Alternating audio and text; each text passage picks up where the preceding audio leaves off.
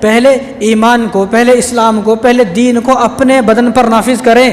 اب اسلام کو اپنے 6 فٹ کا جو بدن ہے اس بدن پر پہلے اسلام کو لے کر آئیں، اور یہ دعویٰ کرنا کہ میں بھی جو ہے سچا عاشق رسول ہوں، اس عشق کو پہلے اپنے چہرے پر دکھائیں۔ میرا چہرہ کیسا ہے؟ یہودیوں کے جیسا ہے، میرا لباس یہودیوں کے جیسے ہے، میرے بال یہودیوں کے دشمنوں کے جیسے ہیں۔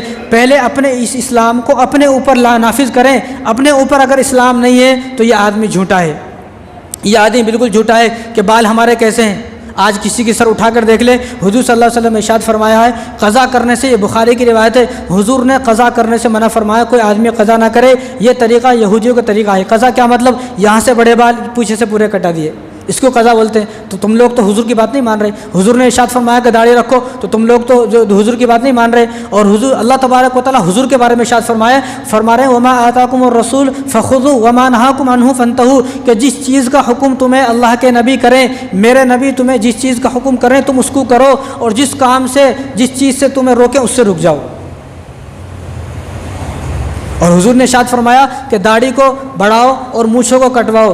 داڑھی کو کٹوانا، مونچھوں کو بڑھانا یہودیوں کا طریقہ ہے، لہذا تم اس طریقے پر نہ چلنا، تم میرے طریقے پر چلنا۔ کیا طریقہ ہے؟ کہ داڑھی کو بڑھانا ہے، مونچھوں کو کٹوانا ہے۔ آج کے مسلمان اس کا الٹا سمجھ گئے۔ آج کے مسلمان کیا اس کا الٹا سمجھ گئے۔ تو جس آدمی کے چہرے سے اللہ کے رسول کا چہرہ نہیں ملتا ہے، جس آدمی کے لباس سے رسول اللہ کا لباس نہیں ملتا ہے، جس آدمی کی زندگی گزارنے کے طریقہ بالکل الگ ہے، اپنے رسول کے طریقے کے مطابق نہیں ہے، تو ایسا آدمی خدا کی قسم جھوٹا ہے۔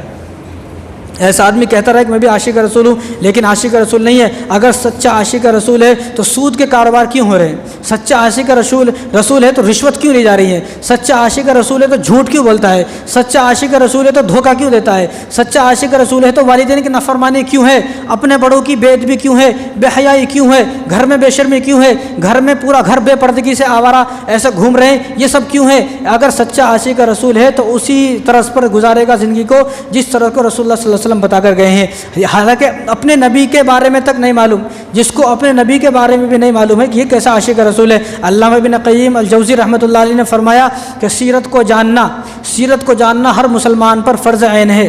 سیرت کو جاننا، رسول اللہ صلی اللہ علیہ وسلم کی پوری زندگی کو جاننا ہر مسلمان پر فرض عین ہے۔ جس آدمی کو اپنے نبی کے بارے میں ہی نہ پتہ ہو، یہ کیا اسلام پر عمل کرے گا؟ یہ کیا جو ہے اشد سے عاشق رسول بنے گا؟ اور مولانا ادریس کاندھلوی رحمۃ اللہ علیہ نے تو اپنی کتاب سیرت مصطفیٰ میں فرمایا کہ اپنے خاندان کے بارے میں کسی کو نہ پتہ ہو، میں کہاں پیدا ہوا، کب پیدا ہوا، کیسا پیدا ہوا، میرا خاندان کہاں ہے، چاچا کہاں ہے، تاؤ کہاں ہے، نانا کہاں ہے، نانی کہاں ہے، یہ نہ پتہ ہو تو چل جائے گا، جنت کا سرٹیفکیٹ مل جائے گا۔ لیکن جس آدمی کو یہ نہ پتہ ہو کہ میرے نبی کون ہے، میرے نبی کہاں پیدا ہوئے، میرے نبی اس دنیا میں کیوں آئے، ان کا خاندان کیا ہے، اور ان کے جو ہے آل اولاد کون ہیں، اور ان کی بیویاں کیا ہیں، اتنی ساری بیویوں کا مطلب کیا ہے، حکمت کیا ہے، اور اتنے سب پورے خاندان کے بارے میں اگر کسی کو یہ نہیں معلوم تو مولانا ادریس کاندھلوی رحمۃ اللہ نے فرمایا کہ وہ آدمی مسلمان نہیں ہے۔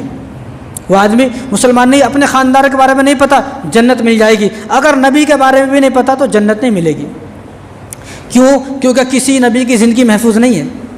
ایک نبی کی زندگی آپ محفوظ نہیں دکھا سکتے۔ بھئی وہ نبی کہاں پیدا ہوا، کس طرح پیدا ہوا، ان کا خاندان کیا تھا، ایک نبی ایسے نہیں ہے۔ وہ ان کی شادی کیسے ہوئی، کسی نبی کے بارے میں نہیں معلوم۔ کس نبی کے دوست کتنے تھے، کہاں تھے، ان دوستوں کا نام کیا ہے، کسی کو نہیں معلوم۔ صرف ایک نبی ہے، میرے اور آپ کے نبی، کہ جن کے خاندان کے بارے میں آج تک ان کا خاندان محفوظ ہے۔